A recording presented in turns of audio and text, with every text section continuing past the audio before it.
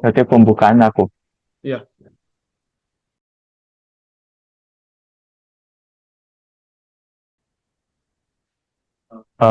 Selamat pagi. Ini kebetulan pagi. Halo, halo Romo dan teman-teman yang kemungkinan kebetulan nonton. Soalnya kan nanti bakal post di YouTube. Jadi, halo. Sebelumnya perkenalkan saya Jordan, NIM 63. Selanjutnya. Perkenalkan saya Patrick dengan NIM 078. Jadi itu di sini eh, kami tuh untuk tugas CST, mata kuliah CST. Di kelompok ini kami akan menjelaskan tentang hasil kerjaan kami itu di bagian RNN, Recurrent Neural Network, yang dimana untuk proyek yang kami kerjakan ini itu RNN-nya kami pakai untuk prediksi stock market. Nah, prediksi stock market di sini untuk stock marketnya sendiri sebenarnya bukan eh, apa ya, pasar saham, tapi di sini kami ambilnya untuk ke cryptocurrency, di mana yang kami pakai itu adalah BTC Bitcoin. Itu. Di sini apa aja yang akan kami bahas atau kami presentasikan? Itu pertama ada mengenai pemikiran dasarnya kami. Itu nanti akan secara singkat tentang masalahnya lah, tujuannya, sudah kira-kira apa yang bisa jadi manfaat bagi teman-teman yang lain menurut kami.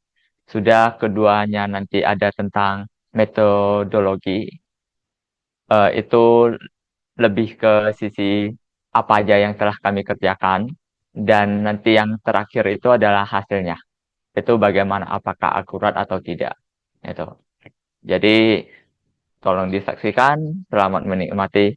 Kita lanjut ke bagian pemikiran dasar. Oke, untuk di bagian pemikiran dasar itu ada tiga hal yang ditanyakan. Pertama, dapatkah dirumuskan secara singkat masalah mendasar apa yang akan dipecahkan melalui penelitian ini? Oke, jadi dari penelitian ini jelas kita akan membuat prediksi tentang gimana naik turunnya harga Bitcoin di pasaran di sana. Jadi nanti itu di sini karena Bitcoin itu kan sifatnya tidak menentu, yang bisa ketika dari harga buka sampai harga tutup itu akan mengalami kenaikan dan penurunan yang setiap harinya akan berbeda. Makanya kita di sini akan membantu membuatkan untuk membantu memprediksinya. Terus berikutnya, apa sebetulnya tujuan yang ingin dicapai? Tujuan yang ingin kita capai adalah supaya para trader atau para investor yang isi akan menginvestkan asetnya di Bitcoin itu bisa mengkira-kira kapan dia harus membeli, kapan dia harus menjual supaya meminimalisir mereka melakukan kesalahan dalam mengalihkan atau menginvestkan asetnya. Terus ketiga, kegunaan atau manfaat apa yang diperoleh.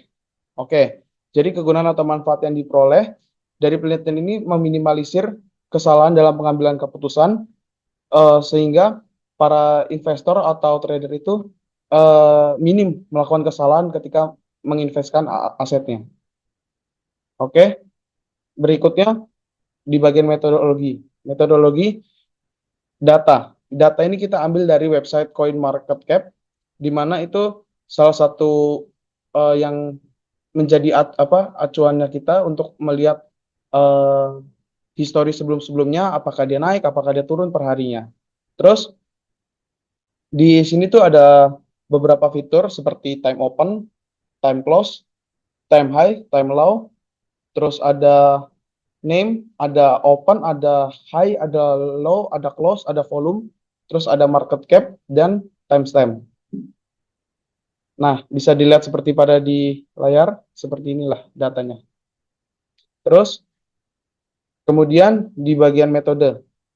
Di sini kita menggunakan metode RNN atau Recurrent Neural Network. Ini adalah salah satu jaringan saraf tiruan di mana RNN itu eh, cukup bagus atau baik untuk digunakan dalam memprediksi harga pasar.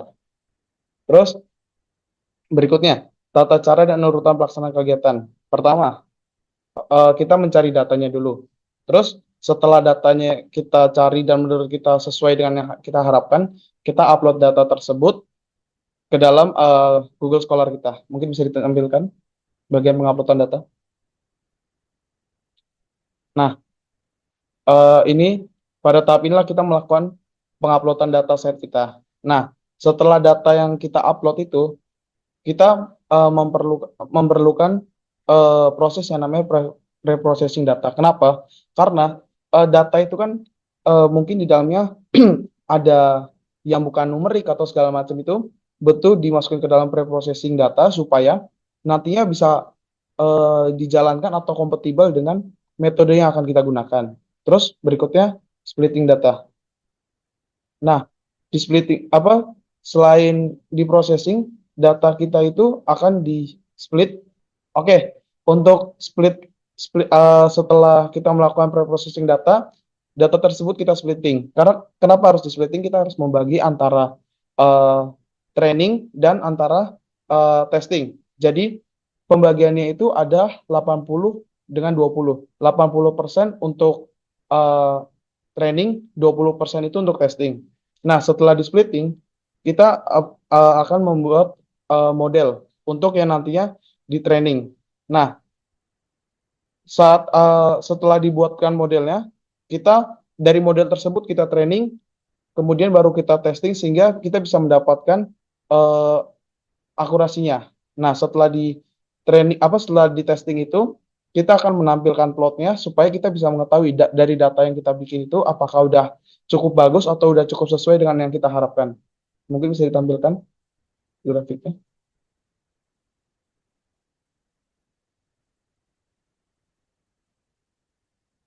Nah, ini hasil eh, setelah datanya di testing dan ini penampilan plotnya. Nah, kemudian setelah itu tidak lupa kita harus menampilkan akurasinya agar eh, bisa kelihatan apakah sudah akurat atau belum. Sudah mendekati akurat atau belum. Gitu.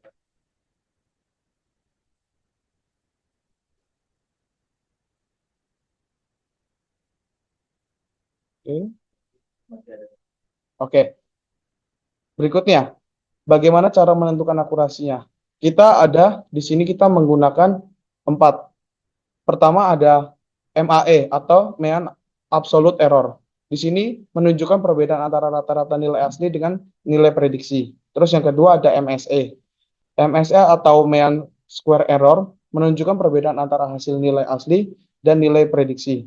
Terus yang ketiga ada RMSE, itu Root Mean Square Error. Itu menunjukkan perbedaan antara hasil akar kuadrat dari nilai asli dan nilai prediksi. Terus yang keempat atau yang terakhir ada R pangkat 2 score atau Coefficient of Determination. Itu menunjukkan tingkat akurasi dari prediksi dibandingkan dengan nilai aslinya. Lanjut.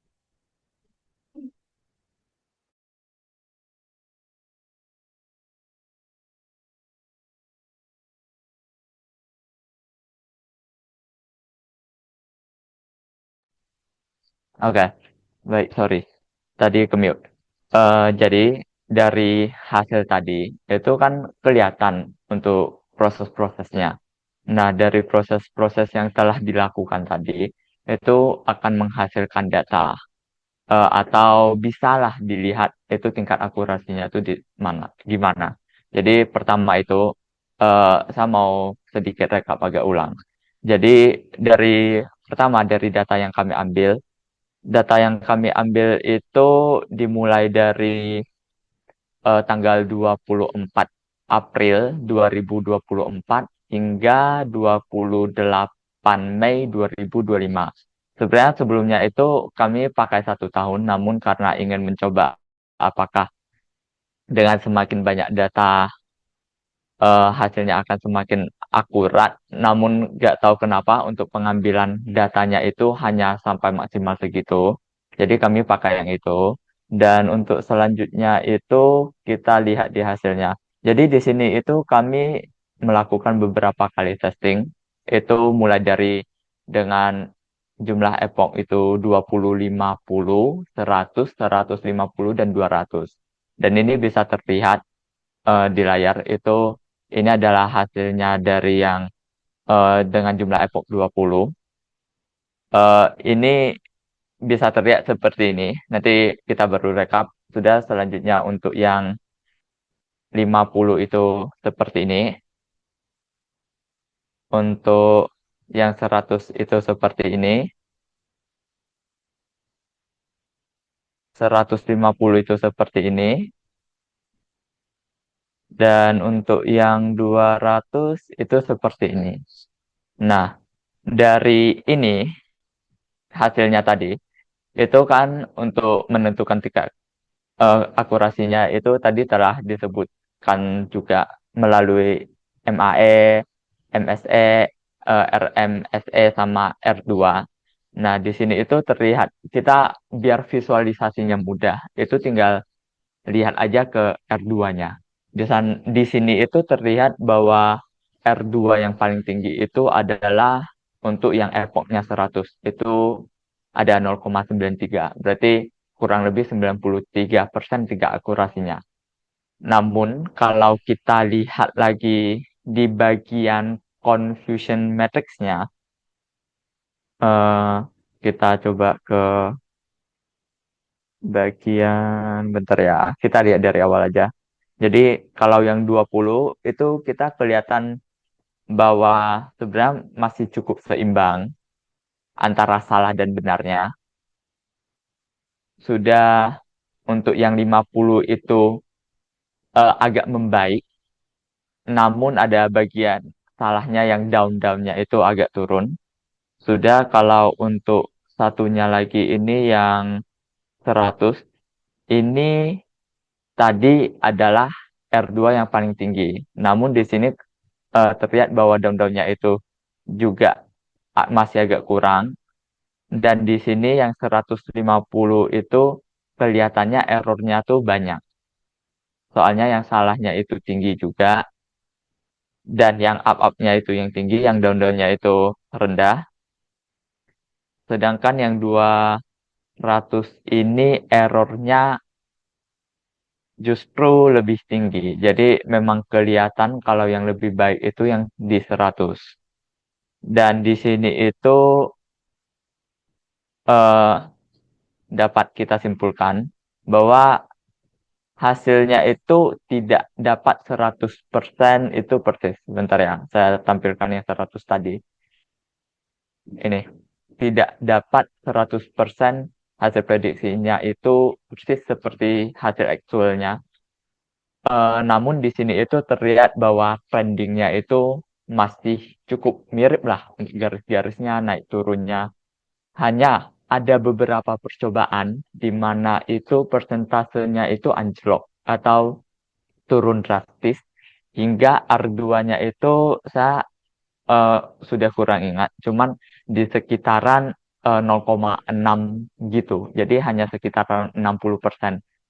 Sehingga di sini eh, kami merasa kalau itu keterbatasannya, di mana kadang modelnya itu bisa menghasilkan tingkat akurasi yang cukup menurut kami kurang bagus atau kurang akurat. Itu sih kesimpulannya. Jadi ya walaupun gini, menurut kami model ini untuk sementara itu masih ada di sekitaran ya 80% rata-ratanya. Kurang lebih segitu. Apakah kira-kira ada tambahan? Mungkin saya rasa cukup kalau dari saya. Ya, mungkin sekian. Terima kasih. Sampai jumpa. Dadah.